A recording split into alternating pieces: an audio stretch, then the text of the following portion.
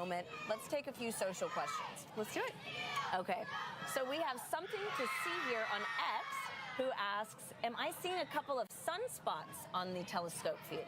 Yes, so you are seeing some sunspots. As I look at the live feed, maybe not so much right now because the moon is blocking most of the sun, but when the moon wasn't covering as much of the sun, you could see some darker spots, some black spots here and there, and those in fact are sunspots, which are areas of really intense magnetic fields, and the surface of the sun is actually cooler, which is why they appear darker than the rest of the bright sun that we see.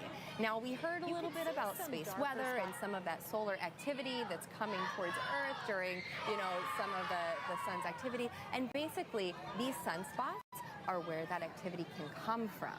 And right now, the sun is in the part of its solar cycle where more of those sunspots start to appear. So the sun goes through an 11-year cycle, where it becomes active and then where it becomes less active. And right now we're inching towards what we call that solar maximum. And so more and more of those sunspots appear, and that's what we're seeing today. That is incredible. And I mean, again, talk about activity. Gina, this crowd right now, like, folks, if you could see it, I don't know if you exactly. There you go. We have folks looking up already with the eclipse glasses on. You see the live telescope feed in your on the screen right now. We are moments away. What I think is super cool, we've even got some folks out here with their own telescopes and cameras to really capture this spectacular event. Yeah. And so, again, it looks like we've got about 4 minutes. The crowd is growing, and I'm interested to see how everything kind of calms down too. So we'll see. Gina, I have another question. This is from Baron on YouTube, who asks, does a solar eclipse have a material impact on the atmosphere? Oh, I love this question, because with the eclipse, we really are trying to understand the sun-Earth connection. And so you can almost think of the eclipse as a controlled experiment. Basically, the fact that we often, experience changes in our atmosphere during the nighttime, but the eclipse is almost able to turn off and on the sun. So even right now, we were blasted with the sun earlier, and now it's just chilly. Like it's darker. Yeah. And so it's the upper atmosphere that we're really interested in understanding, and the energy and the radiation from the sun creates what we call the ionosphere, this upper part of the atmosphere that's filled with charged particles. And so when the sun's radiation is not hitting the atmosphere, that ionosphere, it changes in its density, its temperature, and we're really trying to understand those changes, and the eclipse gives us that opportunity to really turn the sun on and off, which we can't do in any little other experiment circumstance. That honestly all of us also get to be a part of. Right? So that's really cool. It is. Thanks, Gina. So our next question is from Hunter on YouTube, who asks, does the solar eclipse affect the moon when it happens at night? Okay, great question, Hunter. So today, as we're experiencing a solar eclipse, that means that the moon is between the sun and the earth. Now, the lunar eclipse that can take place is when the moon is actually on the other side of the earth. And so today we're experiencing that solar eclipse, and we see that the moon is very dark. And it looks like, too, we're getting a live feed. Looking at that feed. All of another annularity taking place right now. Odessa, Texas. Wow. Oh, there we go. It's cool to see this comparison right now. What is that? What's on the side of the screen? Like we might have some solar activity. Is that a Bailey's bead? Yeah. Or solar activity? Wow. Wow. Incredible. That's a great view. It is leaving Odessa right now and heading It's coming our way. Us, you Gina. can see oh my goodness. In the other live feed that we just have that teeny tiny sliver of the sun left peeking out. Wow. We've got about 2 minutes here, folks. As you can hear, the crowd is chanting and counting down until our moment right now. Oh, that is beautiful. It's coming in so quickly too.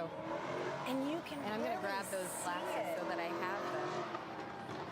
Okay, wow. So before we hit our moment and peak in annularity, folks, it's a good time to give a reminder that it is never safe to look directly at the eclipse without proper eye protection when watching even a partial or annular solar eclipse directly with your eyes. You must look through safe solar viewing glasses or a handheld viewer at all times. Do not look at the sun through a camera lens, telescope, binoculars, or any other optical device while wearing eclipse glasses. Wait, one more minute, folks. If you don't have eclipse glasses, you can use an indirect viewing method like a pinhole projector, which has a small opening and will project the image of the sun onto a nearby surface. You just heard it. We are under a minute away from the annular eclipse making its way across our area into Kerrville, Texas. It feels like it's gotten here so quickly. We've been counting down. I know. And now we're less than It a is minute. beautiful. And Yeah. so, again, you're witnessing firsthand the moon passing between our star and the Earth. And we're taking this full screen right now. Gina, let's take this opportunity and get a closer look. All right. Oh my gosh, And looking this is around, the I mean, first everything is time. so dim. Oh, Oh, wow. oh my God. Wow, you know, like, why am I emotional right now? Oh, This there is- we go.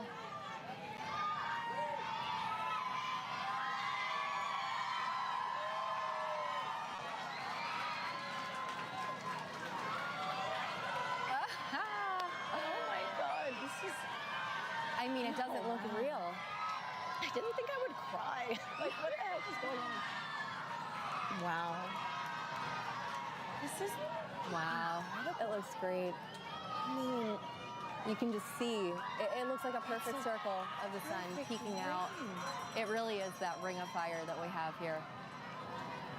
wow.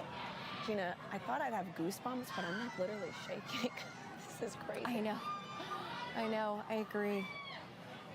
So, I mean, this And is I'm your just- first annular eclipse. I mean, was it what you expected? It is to hear, I mean, we've seen all of the photos from previous annular eclipses, but just as I look again, I mean, it's incredible how the moon and the sun are able to line up like this.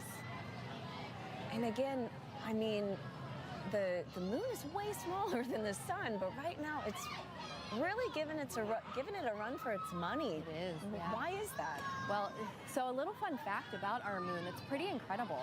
It's 400 times smaller than the sun, but it's also 400 times closer to the Earth. No and way, that 400 and 400 is 400? the magic number here, yeah. The fact that 400 and 400, that means in the sky, the moon and the sun appear to be the same size. And that is unique to us on Earth. No other planet in our solar system has that ratio that makes it so special. So you're saying that if we viewed an eclipse on another planet, it wouldn't look like this? It wouldn't. I mean, I'm sure it would be great to see, but it would not look as spectacular as this. Wow. Okay, I'm gonna turn behind me really fast. Yeah, looking around. And you can just see everything. The shadows are a little bit different. Dark. It's dim. You get this hazy feeling, but the sky is still blue. That's what's strange about it. Oh, it's so sweet. We've got parents like holding little eclipse glasses on their kids to look up. This is just, it's really amazing how just like, I don't know, a natural phenomenon can really make the world pause for a second. It's you know? great. Wow. You heard the cheering, and now it's I know, quiet now it's again as people are quiet. just looking. And so for us, this is gonna last about 4 minutes until it crosses, right? That's right. And why is that? Is that the same in every city or? Yeah, so there's actually the length of the maximum eclipse can change based on several factors. I mean, each eclipse is unique. And so one thing has to do with where in the moon's orbit the moon is, because the moon's orbit isn't circular. So it will go faster and slower at different parts. And that will make the shadow travel at different speeds.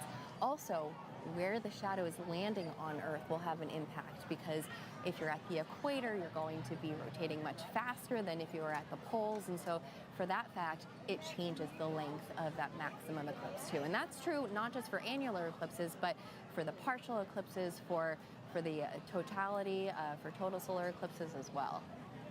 And I imagine, our folks at home getting some of those partial eclipses are also having a great experience too. Wow. I don't know what I expected, but it wasn't this. Like, this is incredible.